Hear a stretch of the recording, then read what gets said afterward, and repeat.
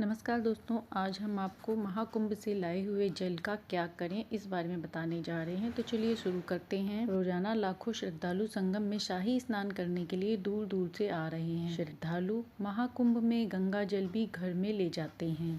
महाकुंभ का जल अमृत के समान माना जाता है। मान्यता है कि महाकुंभ से लाया गया गंगा जल न केवल पवित्र होता है बल्कि उसमें अमृत घुला होता है। ऐसे दिव्य जल को आप घर में लाने के बाद कहीं भी ऐसे रखकर न सिर्फ उसे अपवित्र कर देंगे बल्कि उसका प्रभाव भी कम कर देंगे। घर में हर स्थान पवित्र नहीं होता जहां आप ये जल सुविधाजनक तरीके से कहीं भी भरकर रख दें। इस जल का प्रभाव इतना ज्यादा होता है कि इसे घर में सही स्थान पर रखने से घर की सकारात्मक ऊर्जा बढ़ती है और घर में शांति और समृद्धि का वास होता है। और यदि आप उल्टी सीधी जगह पे रख देंगे तो इसका प्रभाव उल्टा भी पड़ सकता है। आप बच्चे बड़े सभी मन भाव से संगम के उस पावन पवित्र तट पर गए हो और आप वहां से गंगा जल और गंगा जली के साथ में वहां से गंगा यमुना त्रिवेणी संगम की रज लेकर आए हैं, तो अब हमें इनका क्या करना चाहिए, इनका पूजन कैसे करना चाहिए। इसलिए इस जल और रज को रखने के लिए शास्त्रों में कुछ नियम बताए गए हैं। तो आइए कुछ नियमों को जानते हैं। 144 साल के बाद यह संपूर्ण महाकुंभ का महापर्व हमें और आपको प्राप्त हुआ है। इस दिव्य अमृतमय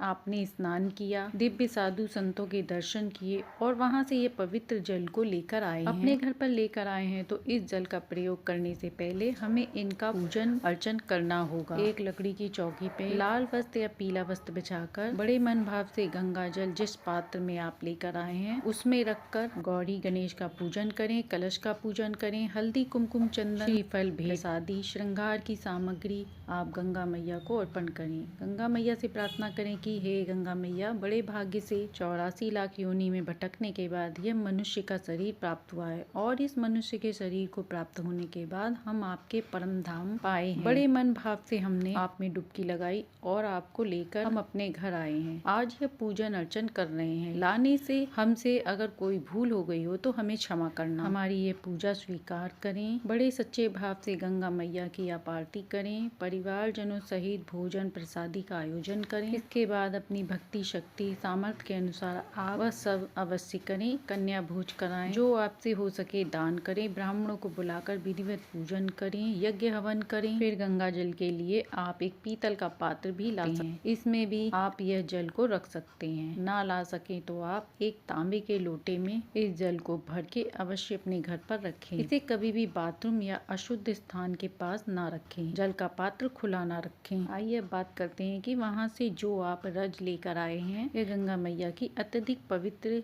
जागृत रज है, क्योंकि न जाने कितने संत महात्माओं के चरणों में यह रज आई है और यह रज हमारे लिए अमृत अतुल्य है। इस रज को लाने के बाद पूजन अर्चन के पश्चात आप अपने पूजन के कक्ष में हर कोने में वास्तु के अनुसार ईशान कोण में एक चुटकी आप डालें। ईशान कोण, फिर अग्नि कोण, फिर नैऋत्य कोण, फिर वायु कोण, चारों कोनों में डालने के बाद फिर अपनी घर की छत पर जाएं। अपनी छत के चारों कोने में डालें। इसके अलावा घर में शुद्धि के लिए इसका छिड़काव करें, जिससे घर का वातावरण शुद्ध और पवित्र होता है। इसे शुभ अवसर पर इस्तेमाल करें। समय समय पर जल को देखने और उसके पात्र की सफाई करने का भी ध्यान रखें। इसके बाद थोड़ी सी रज को जल में ले लें और दूर्वा या पंचपल्लव, आम के अशोक के पत्ते ले लें और इनसे घर में छिड़काव करें। अपने व्यापार में, अपनी दुकान में यह रज अद्भुत है। जब आप यह उपाय करेंगे तो निश्चित ही आपके जीवन में जो अनावश्यक परेशानियां हैं, जो कोई विघ्न बाधा, सब दूर हो जाएगी, क्योंकि यह रज साधारण नहीं है। यह हमारे पूर्वजों के प्रभाव ही से ही है। हम उस महाकुंभ तक जा पाए और इस रज को लेकर आ पाए, यह बड़े भाग्य की बात है। पितृपक्ष में जब हम पितरों को तर्पण करते हैं, दक्षिण मुखी होकर जल अर्पण करते हैं, तो जल के पात्र में हम तिल और जौ का प्रयोग करते हैं। उनमें थोड़ी सी एक चुटकी रज भी हम अगर डाल लें तो वह जल जो हम पितरों को अर्पण करते हैं वह गंगा जल त्रिवेणी के जल के अतुल्य हो जाता है। इसे सावन में, शिवरात्रि पर,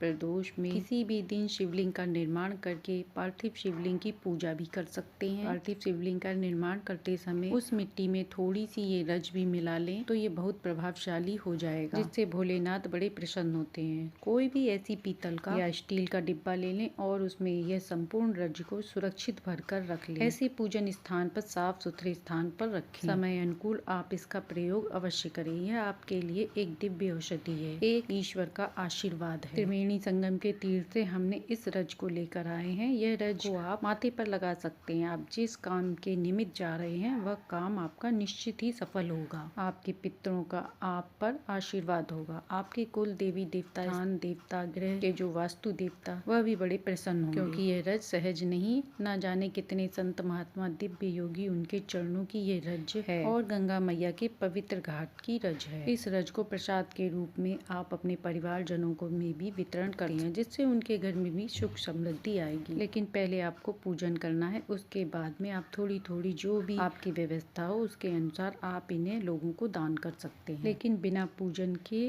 वितरण ना करें। पहले आप पूजन कर लें। जिन्हें यह जल प्राप्त हो रहा है वह भी बड़े सौभाग्यशाली हैं कि आप वहां नहीं जा पाए, फिर भी आपको यह चीजें मिल रही हैं। इन्हें आप अपने पूजन स्थान में रखें, पूजन करें। गंगा मैया, यमुना मैया, सरस्वती मैया की हम पर बड़ी कृपा होती है। तो ये थी प्रयागराज से लाए गए गंगा जल और रज की जानकारी, जिसे जानकर आप अपना सुख सौभाग्य में वृद्धि कर सकते हैं। जानकारी अच्छी लगी हो तो लाइक एंड सब्सक्राइब करें।